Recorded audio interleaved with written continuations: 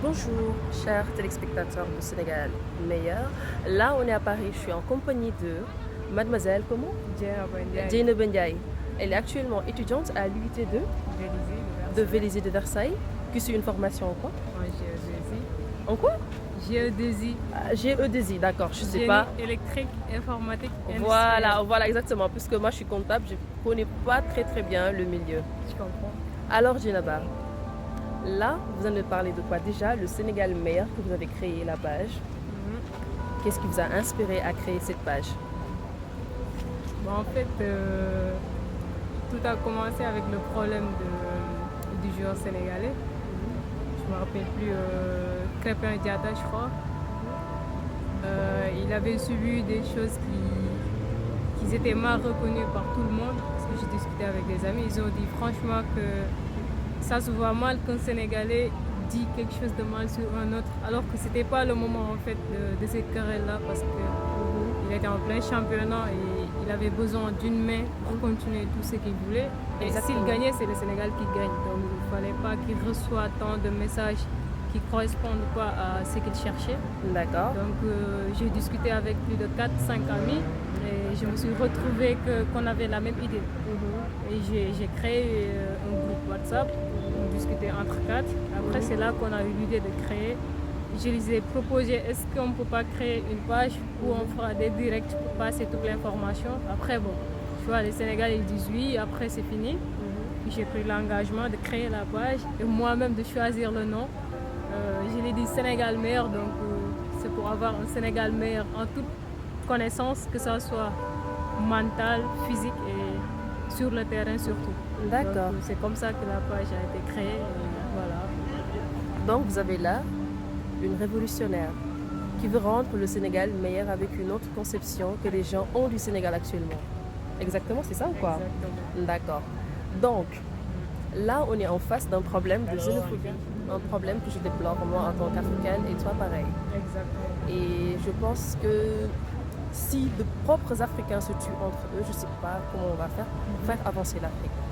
Donc, Madame ou Mademoiselle Ndiaye, qu'est-ce que vous en pensez sur ce problème-là?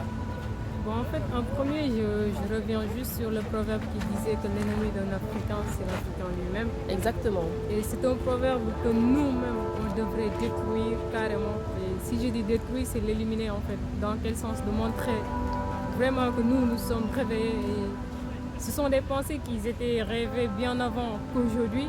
Et là, on a des révolutionnaires, on a des gens qui pensent à l'Afrique. Sauf moi. Hein. Peut-être. Je crois pas, mais peut-être. Ah non, je suis pas dans ce game-là. Donc le problème de l'Afrique du Sud, c'est un problème qui me dépasse carrément parce que j'ai eu à chercher des informations et j'ai su la cause que c'était des choses que franchement, ça devait même pas être dans l'esprit d'un Africain, à savoir dire qu'un Africain est étranger en Afrique. Moi ça je comprends pas. C'est déplorable. Déjà africain, Afrique, donc c'est plus quelque chose qu'étrange. On devait être unis, conjuguer nos forces pour surpasser tous ces malheurs qu'on vit. Pourquoi vivre la même histoire de vie? Non. Donc c'est pas ça fait pas vraiment bon au cœur de voir un Africain tuer un Africain. Est-ce qu'il pense déjà à sa famille? Qu'est-ce qui lui a ramené là-bas? Déjà c'est le travail pour satisfaire ses parents. Donc tout a commencé avec une incendie sur un immeuble. Et ces gens-là, ils croyaient que c'était un autre groupe qui l'avait fait. Ensuite, ils se sont levés un bon jour pour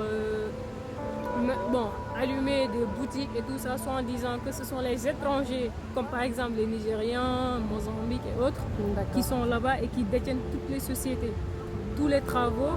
Et eux, ils n'arrivent pas à travailler à cause de ces personnes-là.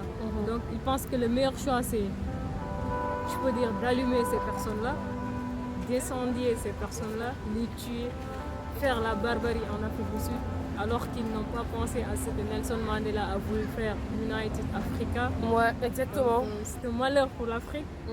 Vraiment, je souris parce que là, je me sens pas en fait, tout en parlant de l'Afrique du Sud, je peux même avoir les larmes aux yeux pour dire.